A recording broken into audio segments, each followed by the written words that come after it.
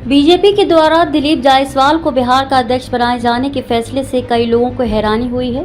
दिलीप जायसवाल बिहार के एनडीए सरकार में भूमि और राजस्व मंत्री हैं। लोगों को हैरानी इस बात से हुई थी क्योंकि दिलीप जायसवाल काफ़ी लो प्रोफाइल रहने वाले नेता हैं और उन्हें प्रदेश अध्यक्ष की दौड़ में शामिल नहीं माना जा रहा था। इसके अलावा उप मुख्यमंत्री सम्राट चौधरी के बारे में ये कहा जा रहा था कि वे प्रदेश अध्यक्ष के पद पर बने रहना चाहते हैं। बीजेपी में कुछ लोगों का कहना है कि सम्राट चौधरी को हटाने और दिलीप जायसवाल को अध्यक्ष पद पर नियुक्त करने का फैसला लोकसभा चुनाव में पार्टी के प्रदर्शन को देखते हुए लिया गया है।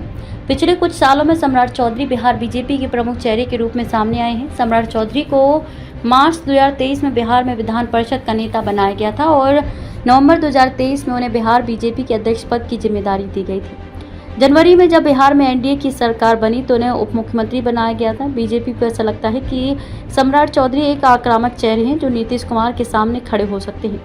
बीजेपी को सम्राट चौधरी से इस बात की भी उम्मीद थी कि वह लवकुश वोटों को एकजुट कर सकते हैं। लवकुश का इस्तेमाल ओबीसी की कुर्मी और कुशवाहा कोयरी समुदायों के लिए किया जाता है।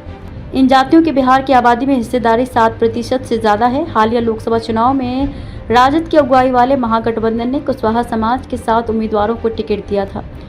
एनडीए गठबंधन ने सम्राट चौधरी को बिहार की कुशवाहा बहुल सीटों जैसे बक्सर, सासाराम, काराकट और औरंगाबाद पर जीत दिलाने की जिम्मेदारी सौंपी थी, लेकिन एनडीए गठबंधन इन सभी सीटों पर चुनाव हार गया। इससे ये संदेश गया है कि कुशवाहा वोट राजद की अगुवाई वाले महागठबंधन की तरफ शिफ्ट हो गया। हालांकि ये अनुमान लगाया जा रहा था कि सम्राट चौधरी प्रदेश भाजपा के अध्यक्ष पद पर बने रहेंगे, लेकिन पार्टी को ऐसा लगता है कि संगठन के लिए जमीन पर काम करने वाले दिलीप जायसवाल जैसे नेता को प्रदेश अध्यक्ष बनाने के फैसले से उसे अगले साल होने वाले विधानसभा चुनाव में मदद मिलेगी। दिलीप जायसवाल ओबीसी के तहत आने वाली बनिया जाति से आते हैं। वे 2 दशक से ज्यादा वक्त से बीजेपी से जुड़े हुए हैं। दिलीप जायसवाल किशनगंज जिले से भाजपा के संगठन में आगे बढ़े हैं।